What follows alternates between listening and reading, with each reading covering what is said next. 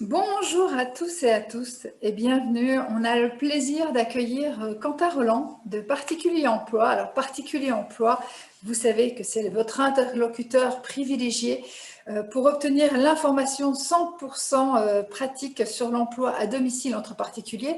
Alors les employeurs, c'est les futurs et jeunes parents. Les employés, ce sont les assistants maternels ou les gardes d'enfants à domicile.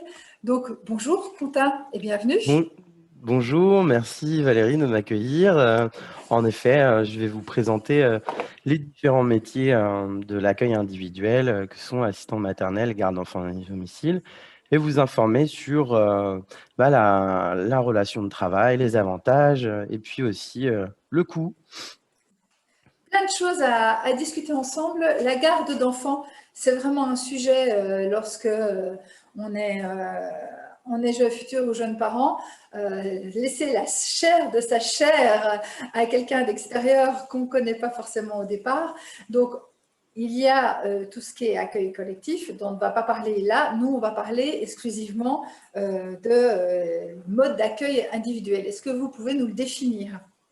Oui, tout à fait. Donc, quand on est jeune parent, on ne sait pas où faire qui se tourner. Et puis surtout, on connaît seulement la crèche, hein, et l'accueil individuel, c'est un peu mystérieux. Donc, il y a deux métiers de l'accueil individuel qui sont assistante maternelle et garde enfant à domicile.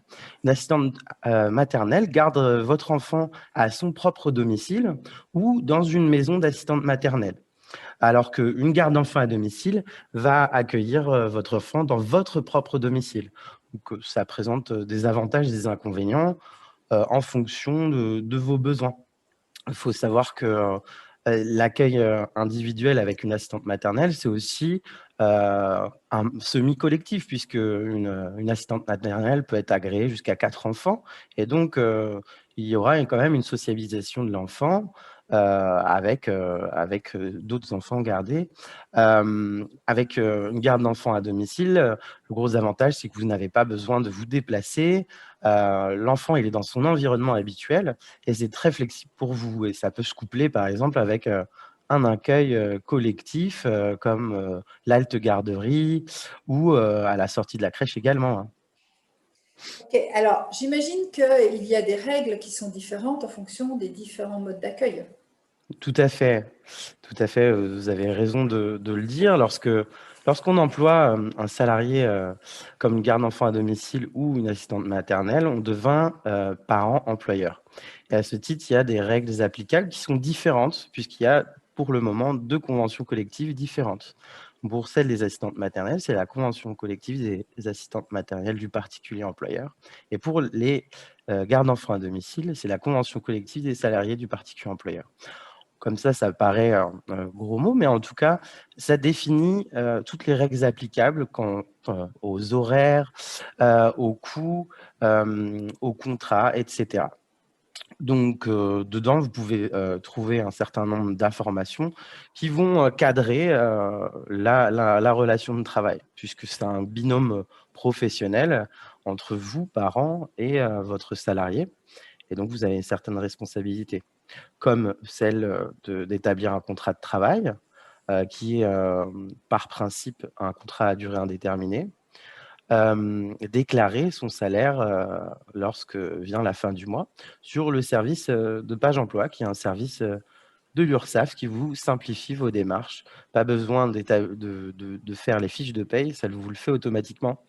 Donc voilà, il ne faut pas être effrayé par cette démarche, puisque ça peut correspondre réellement à vos besoins et ce n'est pas si compliqué à mettre en place. Alors, on a bien compris qu'aujourd'hui, avec Page Emploi, on avait des solutions qui aidaient vraiment les futurs et jeunes parents, et notamment dans l'établissement de paye. Il ne faut absolument pas être comptable pour être parent-employeur, loin de là. Tout est facilité aujourd'hui. Est-ce qu'on peut aussi dire que le contrat de travail, c'est vraiment l'essence même de la bonne relation à venir? Est-ce que ce n'est pas un point clé où il ne faut pas hésiter à parler de tous les aspects de manière différente, de manière libre, etc. Parce que s'il y a déjà un problème au moment d'établissement du contrat de travail, forcément, ça pourra amener des doutes par l'avenir. Oui, tout à fait. Ben, déjà, même avant le contrat de travail, au moment du recrutement, je pense qu'il est essentiel déjà d'établir la relation de travail à ce moment-là et de donner concrètement vos besoins en termes d'éducation, vos besoins en termes d'horaire, et puis même jusqu'à ce que vous êtes prêt à rémunérer. Et ensuite vient l'établissement du contrat de travail quand vous avez rencontré la perle rare. Et là, c'est vraiment essentiel de noter réellement tout ce dont vous avez besoin et envie, notamment en termes d'horaire hebdomadaire, et comment aussi par jour, et puis savoir s'il y a d'autres éléments que vous souhaitez mettre en place. Il faut mettre en place aussi les congés payés. Il faut noter évidemment la rémunération mensuelle et horaire. Et puis, c'est important comme modalité avant l'embauche, préalable à l'embauche, que vous vérifiez un certain nombre de documents. Alors, pour une assistante maternelle, vous allez vérifier son agrément. Donc, elle obtient un agrément du conseil départemental en fonction de son département et pour accueillir des enfants à son domicile. Et lorsque vous employez une garde d'enfants à domicile, là, vous devez vérifier absolument que vous avez une assurance comment habitation qui comprend cette clause de l'emploi à domicile. Ainsi, vous êtes protégé. C'est important aussi de vérifier l'identité de la personne et son numéro de sécurité sociale. Ça, c'est vraiment, vraiment essentiel lorsqu'on va établir une relation de travail. Est-ce que l'agrément est donné sur certaines conditions de manière identique de département à département? C'est une réglementation qui est nationale. Quels sont les éléments clés de l'agrément? Est-ce qu'on peut se dire ah ben, l'assistante maternelle a reçu son agrément, je suis vraiment en toute sécurité? Alors, avec une assistante maternelle, le gros avantage, c'est que son agrément va être donné lorsque elle va faire une formation de 120 heures qui comprend notamment des modules liés à la sécurité de l'enfant au domicile. Et également, son habitation va être vérifiée. Les personnes avec qui elle vit ou à qui elle est amenée à vivre vont être aussi, enfin, on va demander un suivi. Et puis, il y a un suivi régulier de la part de la protection maternelle infantile qui va pouvoir faire des visites inopinées pour vérifier ben, les conditions d'accueil des enfants. Donc, il y a vraiment un suivi hein, des assistantes maternelles à leur domicile. En revanche, bah, une garde d'enfants à domicile, à votre domicile, bah, il n'y a pas de règles particulières. Par contre, elles peuvent tout au long de leur carrière faire des formations, donc tout type de formations qui sont payées par la branche via le plan de développement de compétences et elles peuvent, bah, par exemple, faire des modules sur l'éducation à différents degrés, également sur la sécurité. Donc là, je vous invite aussi à consulter les formations et les titres des salariés du particulier employeur, et notamment de garde d'enfants, que vous pouvez retrouver sur Hyperia, l'Institut. Alors, on a deux questions de Manon qui nous dit que les gardes à domicile, comment savoir qu'elles sont vraiment légitimes? J'habite en région parisienne, très proche de Paris, et dans notre groupe Mhm. de quartier, j'ai l'impression que n'importe qui ne travaille pas peut se proposer. Euh, et- Bah, justement, là, j'y viens. Je pense qu'au moment du recrutement, vous devez vérifier, ben, comme un employeur, hein, il va vérifier la crédibilité de son salarié. Quand vous présentez un entretien d'embauche, vous présentez en premier lieu votre CV. Et puis après l'employeur, bah, il va tout simplement s'entretenir avec vous et vérifier votre expérience. Vous pouvez poser des questions très concrètes, hein, sur, comment, elle envisage l'accueil de votre enfant, les gestes essentiels, même voir, des petites questions techniques sur le biberon et ainsi vous pouvez, par exemple, vous donner une idée de son niveau technique et de la sécurité que vous allez mettre et donc de sa légitimité à garder votre enfant, chez vous. Et enfin, bah, je le répète, hein, elles peuvent faire des formations. Donc, vous pouvez regarder dans leur CV si elles ont des titres donc qualifiants. ou simplement des modules bien spécifiques qui peuvent être intéressants pour vous dans votre choix. Donc Est-ce voilà. qu'on peut leur Et imposer des formations en non, tant qu'employeur? l'employeur, par contre, est facilitateur. Il a toujours son mot à dire, hein, puisque c'est lui qui doit signer lorsque la personne fait financer sa formation via son plan de développement de compétences, parce qu'il faut que l'employeur trouve son compte dans cette formation, hein, évidemment. Et puis, elle peut faire financer par le compte personnel de formation. Et là, c'est en dehors du système et de la branche et de l'employeur. Donc là, c'est vraiment plus personnalisé. Un dernier point très important, vous pouvez être mis en relation par des services mandataires. Donc, un service mandataire, c'est une structure en général associative qui va vous mettre en relation avec des salariés comme des gardes d'enfants à domicile et qui va vous accompagner dans vos démarches administratives telles que le contrat de travail, etc. Ils peuvent aussi vous accompagner lorsque vous voulez un remplacement, lorsque votre garde d'enfant est donc en malade et a un arrêt maladie, par exemple.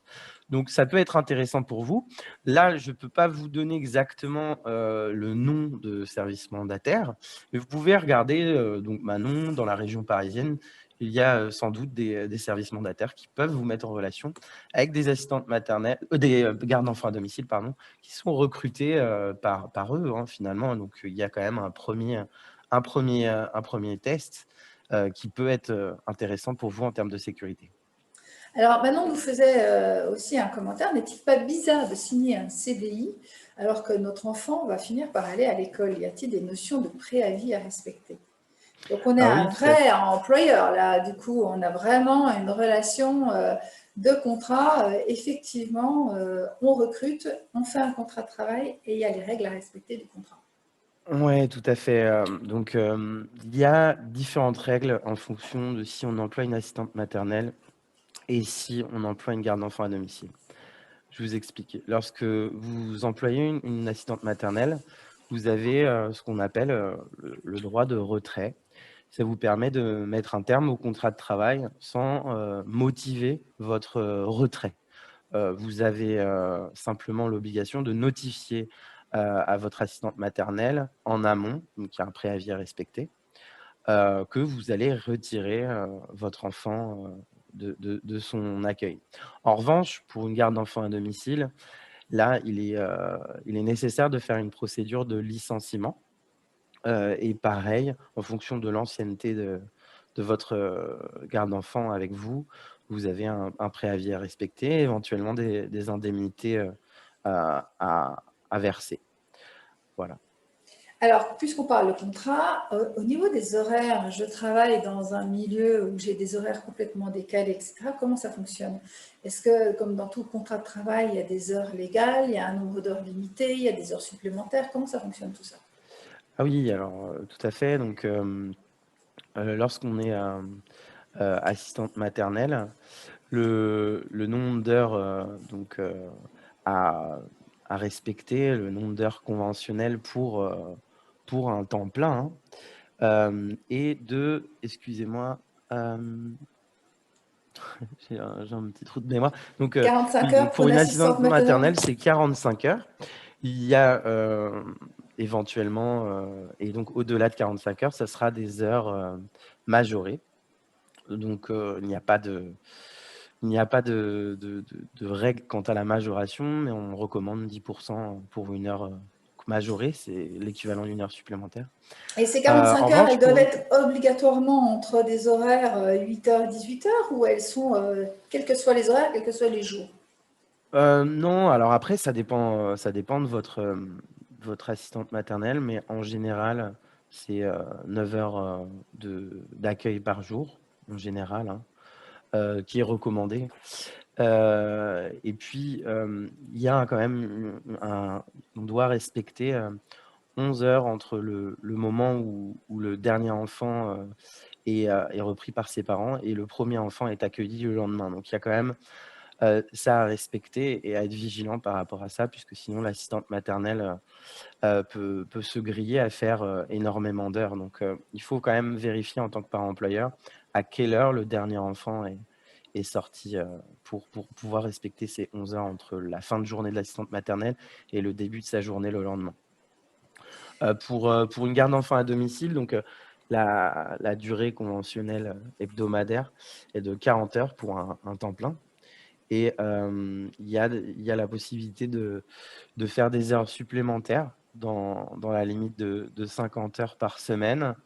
Et il faut respecter 48 heures en moyenne sur 12 semaines. Donc, lorsque vous faites un contrat à 50 heures pour une garde d'enfants à domicile, soyez vigilant à ce que sur 12 semaines, vous ayez bien fait récupérer un certain nombre d'heures pour que ça fasse 48 heures en moyenne. Alors, nous avons une autre question. Nous n'avons pas encore de réponse de la crèche. Cela est prévu en mars et nous souhaiterions sélectionner une assistante maternelle afin de nous prémunir en cas de refus de la crèche. Doit-on signer une lettre d'engagement avec l'assistante maternelle en amont? Si la crèche accepte finalement le dossier, comment peut-on annuler cet engagement? Alors, vous pouvez tout à fait signer une lettre d'engagement avec l'assistante maternelle. Et c'est d'ailleurs une bonne chose puisque ça permet pour vous de vous garantir une place et pour elle d'être sûr qu'elle va avoir un employeur. C'est tout à fait possible de rompre cet accord, mais moyennant une indemnité sur la lettre, la période. Donc je vous recommande de consulter notre site internet, hein, particulieремploi.fr pour connaître plus de détails sur cette partie-là. N'hésitez pas à consulter notre site internet, hein, je l'aurais dit, particulieремploi.fr. Alors, parlons salaire. Mmh. Et les salaires, c'est une grosse question. Comment on fixe le salaire? Est-ce qu'il y a des indemnités d'entretien? On parle des indemnités d'entretien. Est-ce que c'est la même chose pour une assistante maternelle, pour une garde à domicile? Alors, ben, la rémunération, est variable en fonction, des zones géographiques, hein, puisque, il est vrai qu'on emploie, statistiquement plus d'assistantes maternelles en province qu'en région parisienne, par exemple, plus de gardes d'enfants à domicile en région parisienne. Donc du coup, les salaires peuvent être variables en fonction de l'offre et de la demande. Maintenant, il y a quand même une réglementation et des salaires minimums. Pour une assistante maternelle, le salaire horaire minimum est de 2,98 € brut de l'heure. Et il faut compter les indemnités d'entretien qui sont à négocier avec un minimum de 3,10 € par journée de 9 heures d'accueil. Vous pouvez éventuellement indemniser les frais de repas si l'assistante maternelle, elle, prépare les repas de votre enfant. En revanche, pour une garde d'enfants à domicile, donc le salaire horaire brut est de 10,52 €. Et puis, il y a d'éventuelles prestations en nature que vous pouvez déduire du salaire. Si par exemple, vous fournissez le repas à votre garde d'enfants à domicile, et si éventuellement elle est amenée à être logée chez vous. Enfin, sachez que pour la garde d'enfants à domicile, il y a un système qui s'appelle la garde partagée, qui vous permet de diminuer les coûts. Vous allez employer une garde d'enfants avec une autre famille. Donc vous allez avoir le même salarié et cette garde d'enfants va garder alternativement vos enfants à votre domicile et dans celui de l'autre famille. Ça diminue énormément les coûts, ça divise par 2, et à vous de définir combien d'heures, dans votre domicile et dans celui de l'autre famille. Ça peut être vraiment très intéressant. Par exemple, moi je suis de la région parisienne et donc c'est quelque chose qui est très, très utilisé en région parisienne et notamment à Paris. Et parfois même, ça peut être plus intéressant qu'un accueil collectif en termes, financiers, en fonction des ressources, puisqu'il y a, des aides financières qui sont attribuées, pour, ces modes d'accueil. Alors justement, parlons des aides. C'est hyper important, les aides. Et oui, c'est pour cette raison que j'ai fait la transition. Alors, il s'avère que, pour, Trop une fort, papa. assistante maternelle et puis une garde d'enfants à domicile, vous bénéficiez, d'une prestation, de la caisse d'allocations familiales qui s'appelle le complément libre choix de mode de garde. Le complément libre choix de mode de garde vous permet de prendre en charge une partie du salaire en fonction des ressources du foyer. Mais chaque famille bénéficie d'un minimum de 177 € par mois pour l'accueil individuel, assistante maternelle et garde d'enfants à domicile. Pour une assistante maternelle aussi, il faut savoir que 100 % des charges patronales sont pris en charge par le complément libre choix de mode de garde. Donc, vous ne payez pas de charges patronales en tant qu'employeur lorsque vous employez une assistante maternelle. En revanche, pour une garde d'enfants à domicile, 50 % sont pris en charge par la CAF et 50 % sont pris en charge par l'employeur, les charges patronales. Enfin, vous bénéficiez d'un crédit d'impôt et là, c'est pareil, il est différent en fonction de, si vous employez une assistante maternelle ou garde d'enfants à domicile. Crédit d'impôt, donc dans les 2 cas, c'est 50 % des dépenses engagées, mais le plafond est différent. Pour une assistante maternelle, le plafond est de 2 300 € par an et par enfant, alors que pour, une garde d'enfants à domicile, il peut s'élever jusqu'à, 13 500 € le plafond. Donc, vous pouvez avoir une nette différence, comme aide financière via le crédit d'impôt. Pour ça, c'est très simple, lorsque vous déclarez vos impôts en fin d'année, vous mettez toutes les sommes engagées, liées à votre salarié à domicile ou votre assistante maternelle et l'administration fiscale vous rembourse, sous forme de crédit d'impôt. Parfait. Bon, bah, je vous remercie beaucoup, Quentin, de tous ces questions d'éclaircissement sur la garde pour l'assistante maternelle, la garde à domicile, à chacun faire son choix en fonction de son rythme de vie, de son lieu d'habitation, Tout à des fait. possibilités autour de soi. Mais en tout cas, il y a des solutions et vous êtes là, emploiparticulier.fr, pour vraiment aider tous les futurs et jeunes parents à trouver la meilleure solution et répondre à toutes leurs questions avec des fiches pratiques, avec des conseils et des aides pour tout ce qui est administratif. N'ayez pas peur de cette question-là. Il y a aujourd'hui, c'est beaucoup plus simple qu'à une certaine époque. Beaucoup de choses sont faites en ligne et c'est accessible à tous. Merci infiniment, Quentin. Merci, Au plaisir et j'espère qu'on vous aura aidé dans cette problématique de choix de garde d'enfants à domicile. À très je vite. l'espère aussi. Au revoir à tous. Au Merci Valérie. revoir. Au revoir.